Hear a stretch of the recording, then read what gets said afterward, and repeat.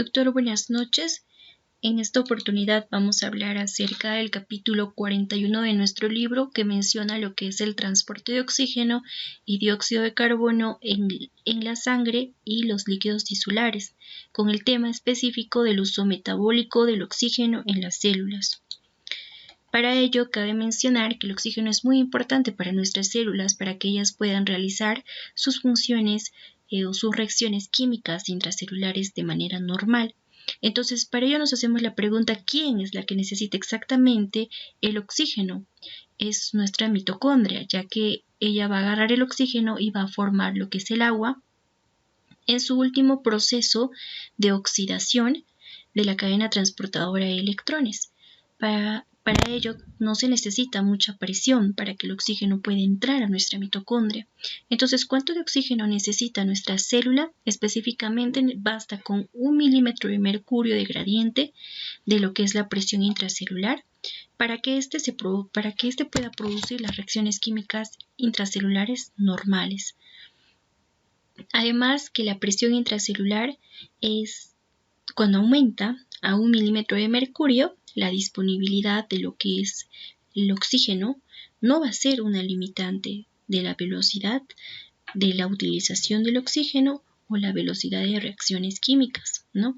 La velocidad de utilización de oxígeno para las reacciones químicas. Pero hay un factor que sí es un limitante, que es el ADP, que como sabemos se da de producto del metabolismo celular que se forma a partir del ATP. El ADP, adenosindifosfato, es quien va a aumentar o va a disminuir el consumo de oxígeno, ¿no? Como podemos observar en nuestra imagen, se va a mostrar la relación que existe entre lo que es la presión del oxígeno intracelular y la velocidad de utilización de oxígeno.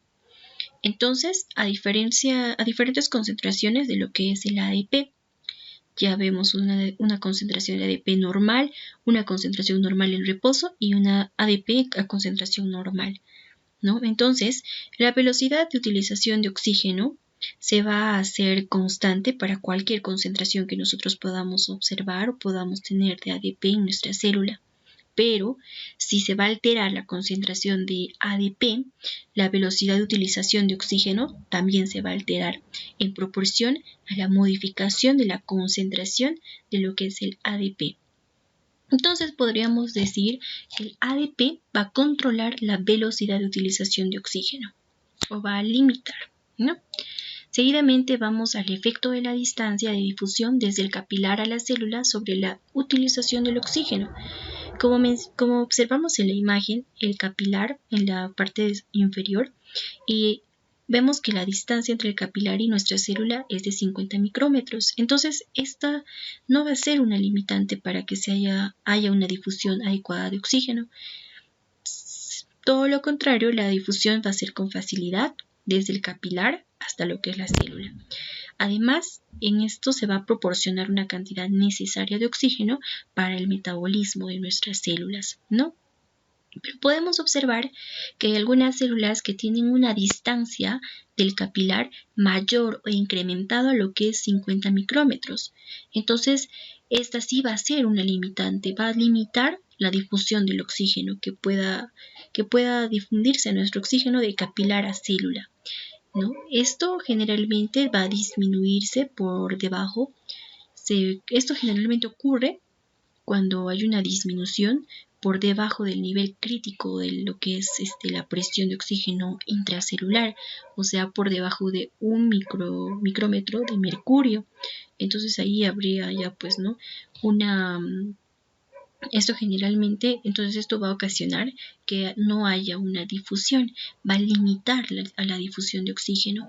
Por ello, esto no se da generalmente, vamos a observar solamente en situaciones patológicas. Ahora hablaremos del efecto del flujo sanguíneo sobre la utilización de oxígeno.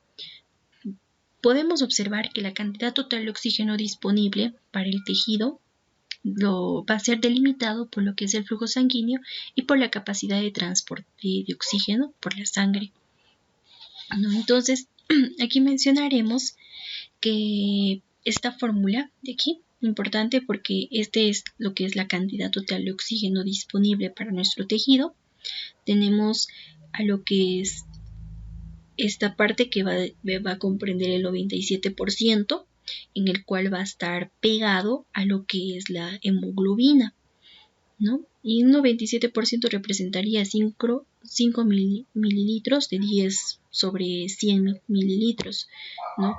Aquí tendríamos a 1.34, que va a ser la concentración o la cantidad de hemoglobina, de oxígeno que puede llevar una hemoglobina, por la concentración de la hemoglobina, por la saturación arterial de lo que es nuestra hemoglobina sobre 100, ¿no? Para que este pueda ser en porcentaje.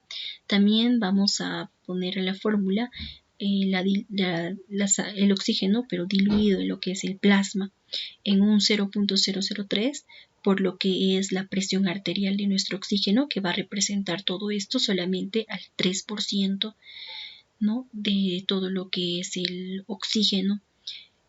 Y esto va a equivale a 0,17 mililitros sobre 100 mililitros, ¿no? De 100 mililitros. Entonces, cabe mencionar además que nosotros tenemos la sangre que va a ir o va a viajar por nuestros, o la cantidad total de nuestro oxígeno que va a estar disponible en nuestros tejidos va a ser aquella que está pegada a lo que es la hemoglobina en un 97%, ¿no? Y en un 3% vamos a encontrar al oxígeno, pero diluido en nuestro plasma. Entonces, el exceso del oxígeno disuelto en nuestro organismo va a generar, o esto es tóxico para nuestro organismo, ¿no? Entonces va a generar o se le va a denominar la intoxicación por oxígeno, intoxicación de oxígeno, que va a ocasionar en varias ocasiones la fibrosis pulmonar, la ceguera y algunas lesiones severas. Esta es nuestra referencia bibliográfica. Muchas gracias por vuestra atención. Buenas noches.